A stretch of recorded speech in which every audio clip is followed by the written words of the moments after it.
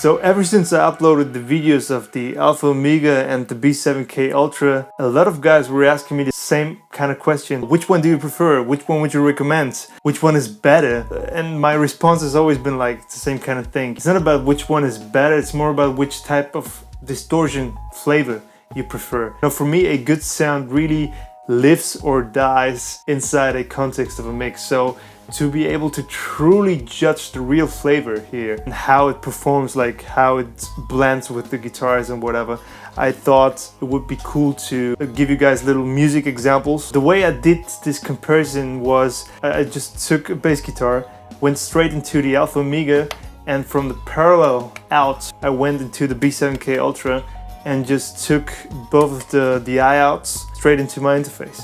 So probably some guys will say, but dude, there's the Omega side of the distortion circuit. Since I wanted to have one performance and record both pedals at the same time, I had to kind of choose.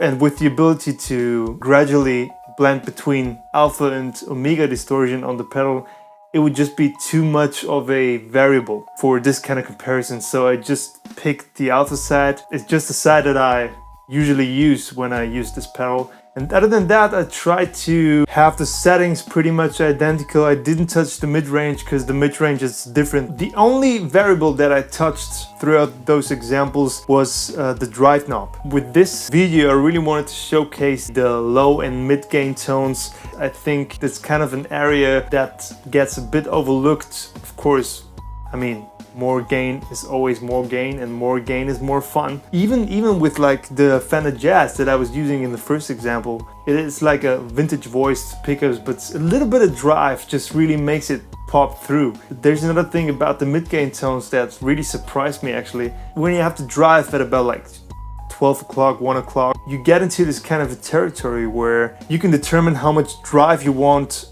by how hard you actually play. Because when you dig in, you know, the thing starts to saturate and get really aggressive, but when you play softly, you're almost like approaching clean territory again.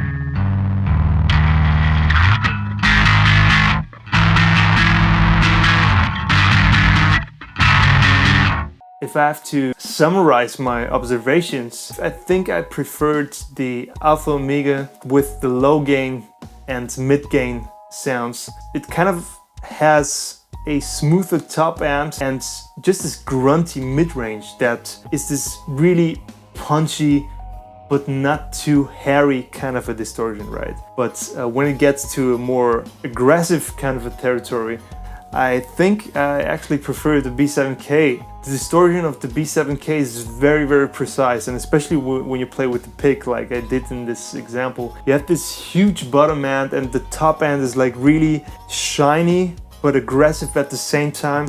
I think that's what you kind of need when you're competing with like high gain guitars, down-tuned. It's kind of the thing that really makes the bass pop through and sit real nice inside a heavy kind of mix. I'm sure a lot of you guys have totally different opinions about this. Please let me know which one you preferred. Next time somebody asks me, oh man, which pedal should I get? Then I can just point them into the direction of this video. So I hope some of you found it useful. Thank you so much for watching.